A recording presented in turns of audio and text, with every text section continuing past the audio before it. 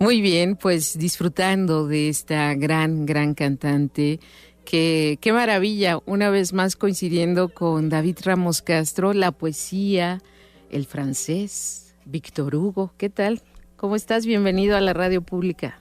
Gracias, Yasmín. Pues nada, un gusto como siempre estar aquí, saludarte y a todos tus radioescuchas.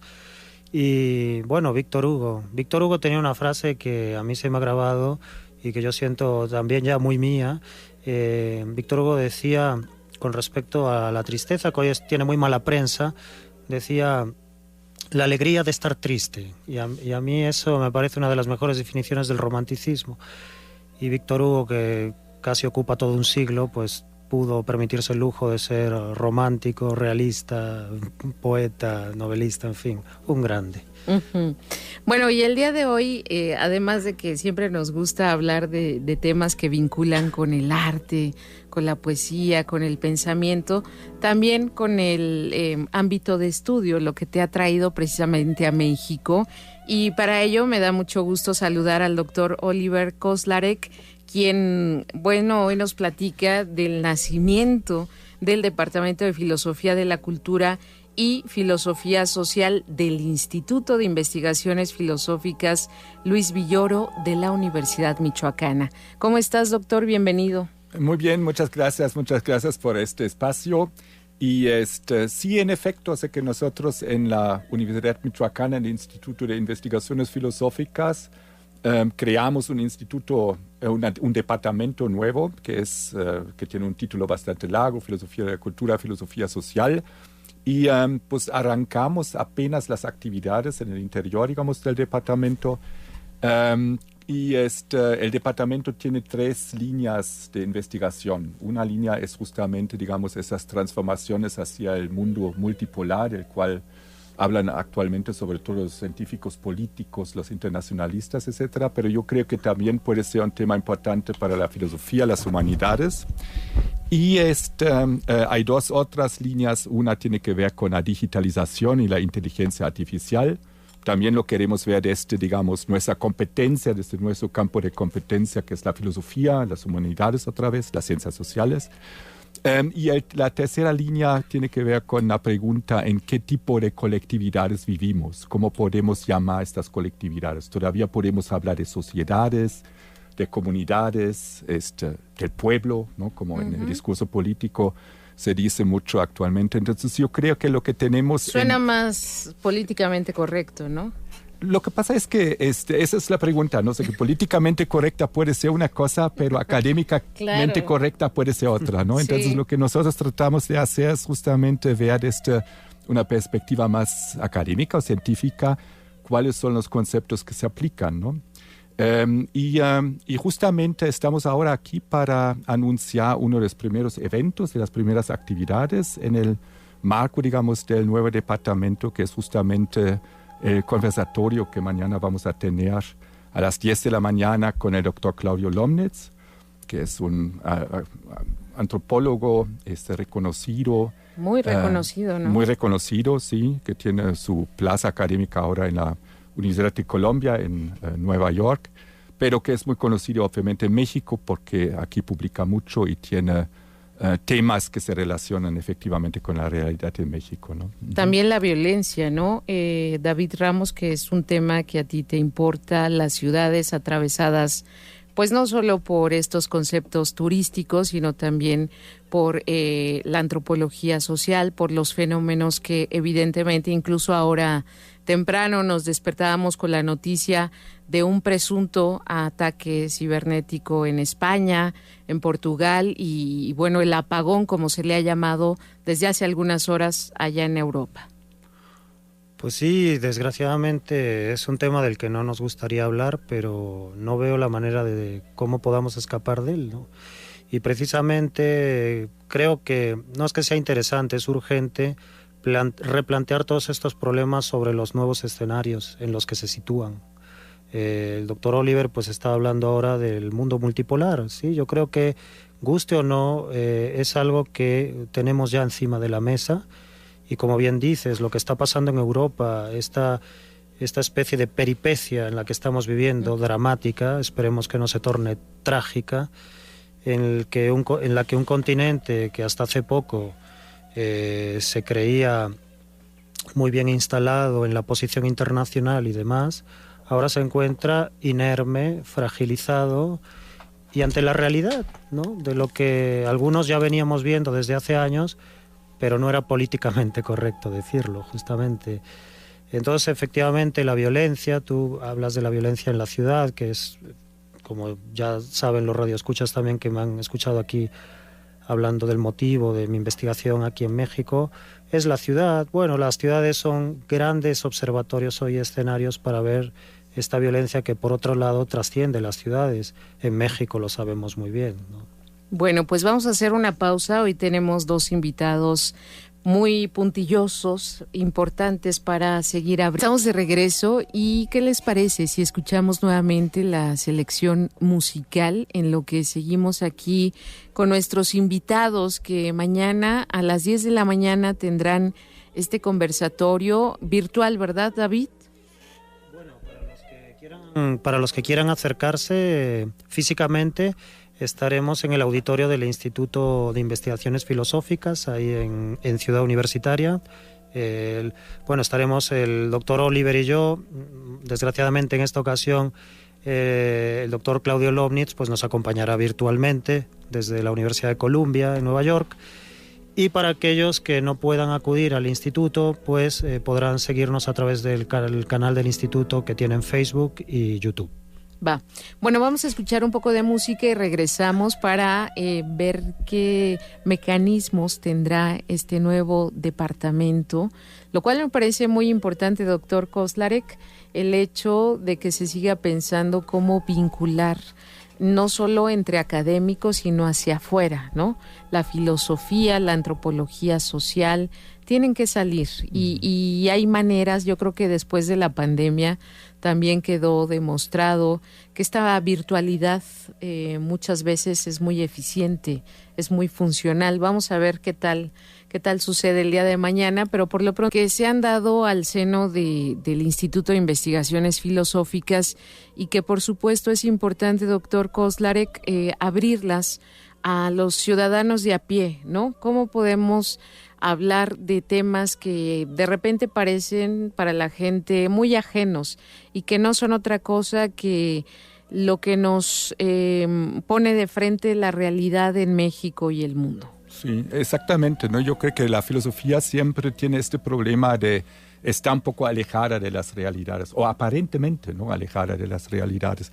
Pero eso depende un poco de la comprensión de la filosofía y también de las respectivas, digamos, subdisciplinas de la filosofía, ¿no? El departamento se llama Filosofía de la Cultura, Filosofía Social, y justamente la filosofía social creo que es aquella subdisciplina de la filosofía que más claramente tiene la conciencia de que efectivamente la filosofía tiene que ver con las realidades políticas sociales. Uh-huh.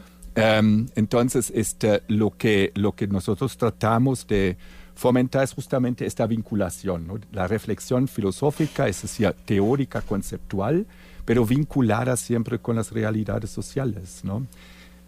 Y ahí es donde tú pensaste, David Ramos, en el antropólogo social Claudio Lobnitz. Bueno, sí, hablamos de varias personas, el doctor Oliver y yo. Es verdad que la idea del doctor Claudio Lobnitz estuvo desde el principio. Y sí, efectivamente, yo creo que creímos que es un pensador, o sea, es un antropólogo, historiador, pero también con una dimensión que trasciende, ¿no?, que trasciende esas disciplinas. Personalmente, pues yo me sentí muy, muy cercano a la idea, porque también soy antropólogo social, y entonces me sedujo desde el comienzo esa posibilidad de traer al doctor Lobnitz o de hablar con él, pero sobre todo pensando en que se puedan establecer puentes realmente vigorosos de colaboración y diálogo con respecto a disciplinas que están muy cercanas entre ellas. Yo sigo sosteniendo que hay más de un café pendiente entre la antropología sociocultural y la filosofía. Ahora, hablando, a mí me parece interesante la convergencia de esto que se habla, ¿cómo dijo hace rato el primer tópico, la primera línea de este departamento? Las transformaciones hacia el mundo multipolar. Multipolar, ¿no? Sí. O sea, qué palabra tan... ¿Qué podríamos entender por lo multipolar? Bueno, lo multipolar es justamente, digamos, la referencia, digamos, a lo que está pasando actualmente, o sea, que estamos viviendo desde hace 30 años, por lo menos, en un mundo dominado hegemónicamente por Estados Unidos, a nivel geopolítico, militar, económico, pero también cultural muy importantemente, ¿no? O sea, que la importancia que tenían las universidades estadounidenses, por ejemplo, ¿no? Los temas y los discursos, digamos, académicos que de alguna manera se crearon en Estados Unidos y que finalmente se fueron, digamos, expandiendo al resto del mundo, ¿no? Temas que nosotros discutimos ahora en las universidades son muchas veces temas que se crearon en Estados Unidos, ¿no? Qué sé yo, el discurso postcolonial, por ejemplo, decolonial, ¿no?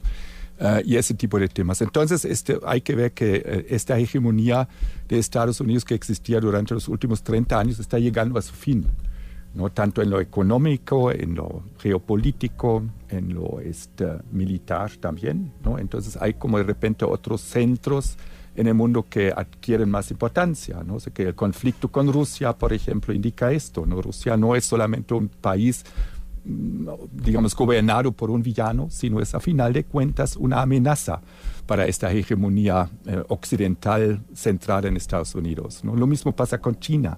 China está vista hoy en día como una competencia importantísima, ¿no?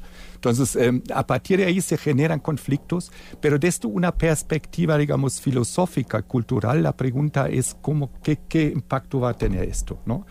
¿Qué sabemos nosotros, por ejemplo, del pensamiento en China? En la China, muy poco realmente, ¿no? Muy pocos dominamos el idioma, no sabemos mucho de las filosofías en China, de la visión del mundo, ¿no? Que es muy importante para entender por qué China es un país tan exitoso. O sea, que tendríamos que saber cuál es la visión del mundo de las personas, cómo entienden ellos la sociedad, de manera muy diferente a nosotros, ¿no? En las sociedades occidentales domina, digamos, este famoso individualismo, ¿no? Que yo creo que no existe de la misma manera en las sociedades orientales, ¿no?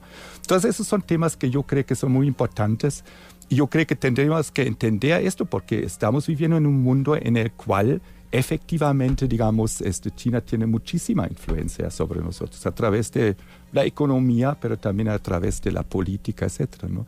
Entonces, la idea del instituto es abrirnos hacia este tipo de preguntas y ver, pues, qué es lo que la filosofía y las humanidades en términos generales pueden hacer para comprender mejor esta transición hacia este mundo multipolar, digamos, ¿no? Yo diría luego, y es algo que me pregunto, por qué los políticos, los gobernantes no se acercan de gente de estos ámbitos, ¿no? Precisamente que los pudieran asesorar, entendiendo, bueno, esto que se da en el marco de un centro de estudios, de una universidad, pero que es tan importante bajar este tipo de análisis, de información que no necesariamente están incluso en los medios de comunicación, y eso es algo por lo cual siempre me entusiasma que venga nuestro colaborador David Ramos Castro a traer estos invitados a hablar de estos temas.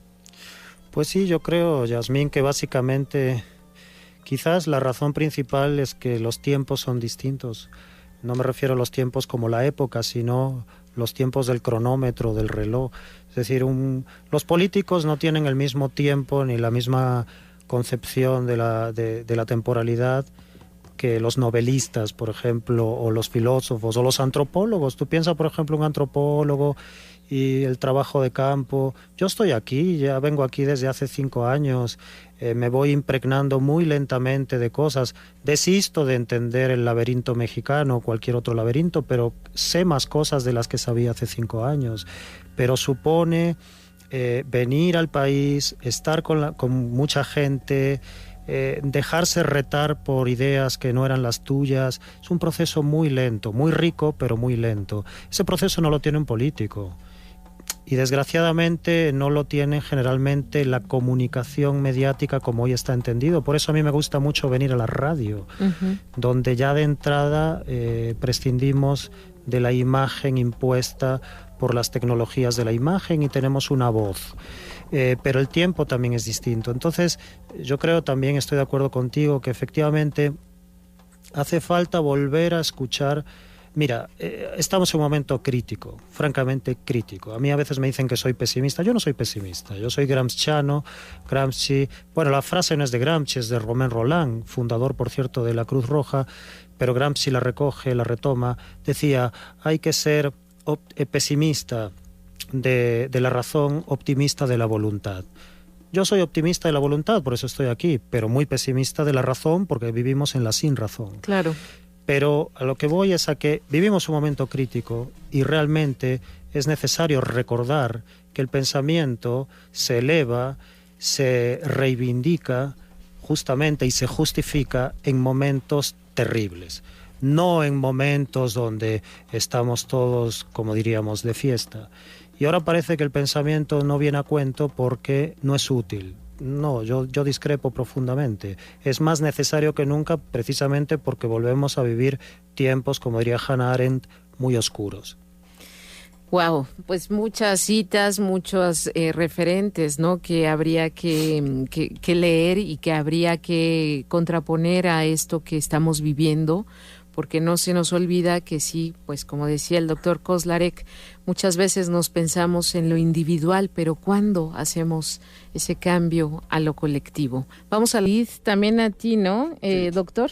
Sí, Schubert me gusta mucho, que Schubert, es posiblemente Schumann, el clásico, ¿no? Ajá, claro, sí. Y bueno, con estos textos de Víctor Hugo y con esto que funde Liz, ¿no? Que es la posibilidad de escuchar la poesía con música, a mí me parece pues un bálsamo también, ¿no? Cuando estamos viviendo tiempos muy complejos, muy convulsos, darle un espacio a esta música también me parece la posibilidad de, no sé si de reinventarnos, pero sí de sentir otra cosa, y el cuerpo debe ser atravesado también por otras emociones, ¿no, David? No, sí, desde luego. Está este término, pues un neologismo. Bueno, no es un neologismo, el término de nueva creación que suena tan hermoso en castellano, sentipensar, ¿no?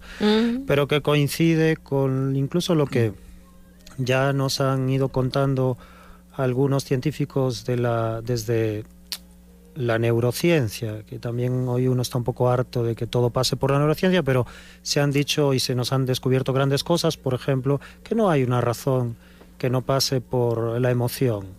Y yo añadiría que no hay emoción que no se engrandezca pasando por los sentimientos, ¿no? Entonces, cuando yo hablaba de la sinrazón antes, no me refiero que abogue por una razón ajena a lo sentimental y a la belleza, a lo sublime, a todas las categorías estéticas de la sensibilidad. Al contrario, justamente es una razón que se abra paso recordando que no podemos seguir viviendo de espaldas a lo que nosotros mismos sentimos y vemos sentir a los demás. Claro, y bueno, luego hay un tema que también valdrá la pena que retomemos en una de tus colaboraciones y que tiene que ver pues con los narcocorridos y la narcocultura, ¿no? Que también es algo que te ha obsesionado, y que bueno, porque hay maneras de acercarnos a ello, no solo enunciarlo como, bueno, pues es lo que escucha la gente, es lo que está programándose, ¿no? Lo que está sucediendo y atravesando este país, sino también cómo se estudia desde una óptica mucho más profunda y también yendo a las entrañas. Y antes de comentar esto que platicábamos en la pausa, doctor Kozlarek, saludos a Omar Vázquez, al doctor Omar Vázquez. Dice, buenos días a todos, al buen David, al doctor Oliver. Esta divulgación es un primer paso indispensable y necesario para vincular.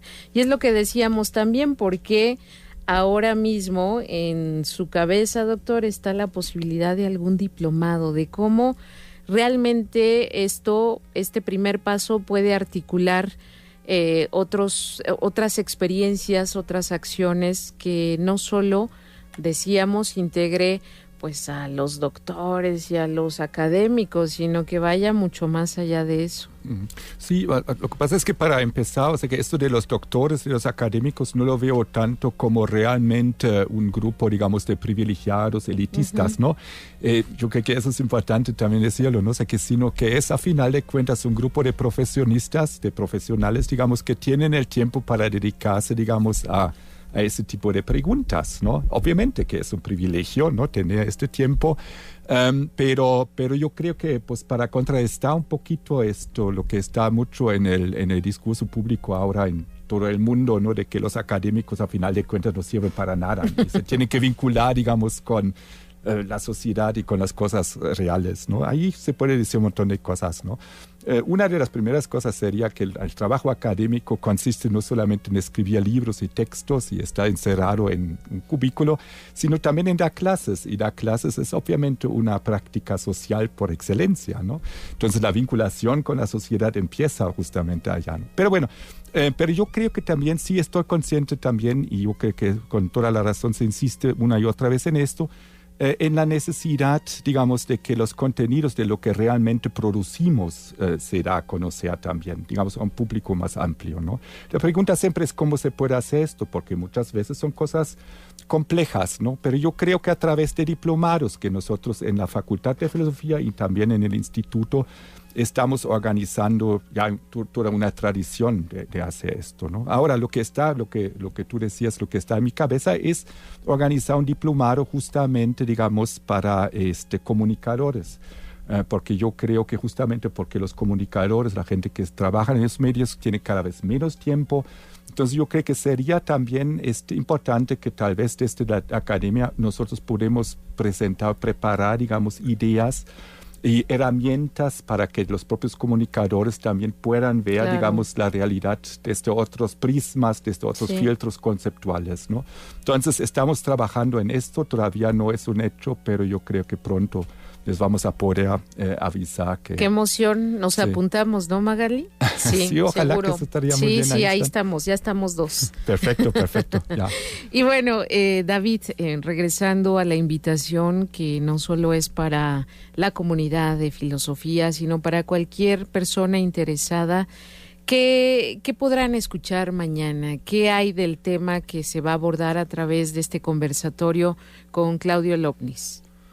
Bueno, pues hasta cierto punto es impredecible, ¿no? Porque el doctor Lovnis pues tendrá una primera intervención de 15-20 minutos en donde él elegirá un poco cómo dialogar entre su obra y todo esto de lo que estamos hablando ahora, es decir, que son como esas grandes preguntas del conversatorio acerca de si es posible seguir hablando de la sociedad, si es conveniente recuperar la idea de la sociedad, qué ocurre en un mundo multipolar, cuál es la situación, por ejemplo, de un país como México en un contexto tan diversificado.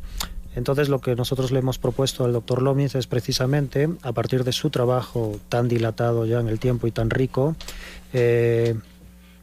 poder entrar en diálogo con estos temas más amplios, ¿no? Es decir, partir de lo concreto hacia reflexiones de orden más general. Y bueno, yo creo que México va a ser uno de los temas fundamentales de los cuales y a partir de los cuales vamos a hablar. O sea, no, yo también, y como antropólogo sí quiero decirlo, me he convencido desde hace ya bastante tiempo de la importancia que tiene partir de algo, partir de lo concreto.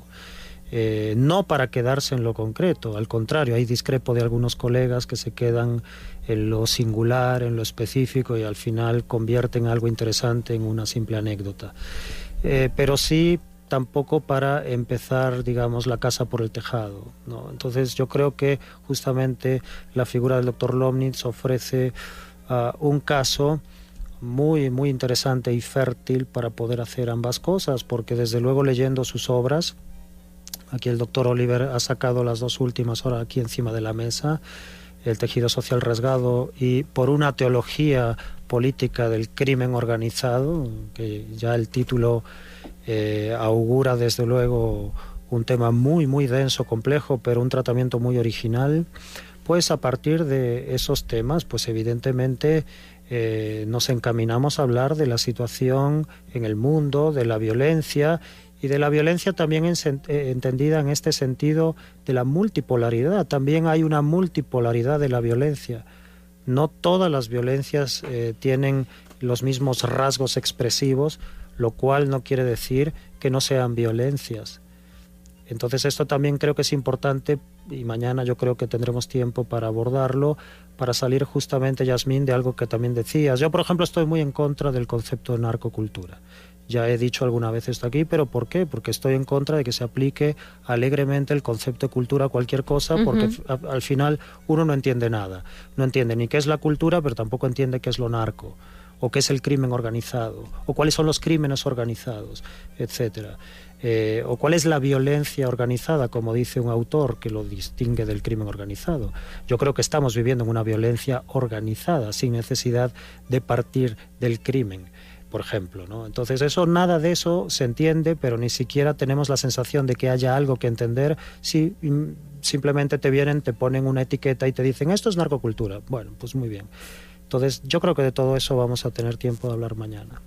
Muy bien, pues la verdad se antoja un montón estar, y justo al principio había leído sobre este texto que se antoja pues ya fundamental y expedito, ¿no? Para leerse, El tejido social rasgado. Qué nombre tan, pues entre poético y tremendo, ¿no? O sea, podría pensarse que es, pero bueno, el antropólogo social Claudio Lopnis, mañana, en vinculación con el inicio, el nacimiento de este nuevo departamento.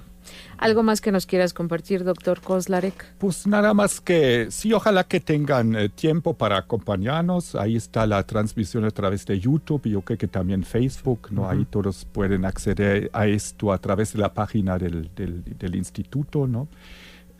Y sí, pues estaría bien también si podrían estar al tanto de lo que nosotros estamos haciendo, porque realmente pues la universidad es una casa abierta, ¿no? Y pues la idea es realmente buscar esta vinculación también con los temas, digamos, actuales y acuciantes en nuestra sociedad y en el mundo en términos generales, ¿no? Yo creo que eso también es importante, ver que efectivamente lo que está pasando, lo que nos está pasando tiene una dimensión realmente global, ¿no?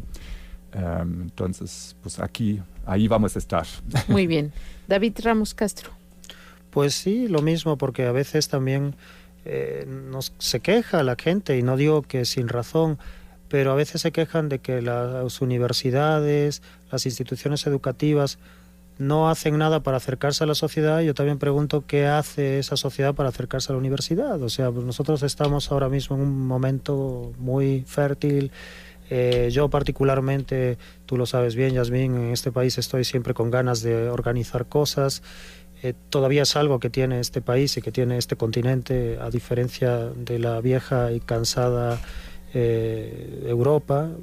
Tristemente es así.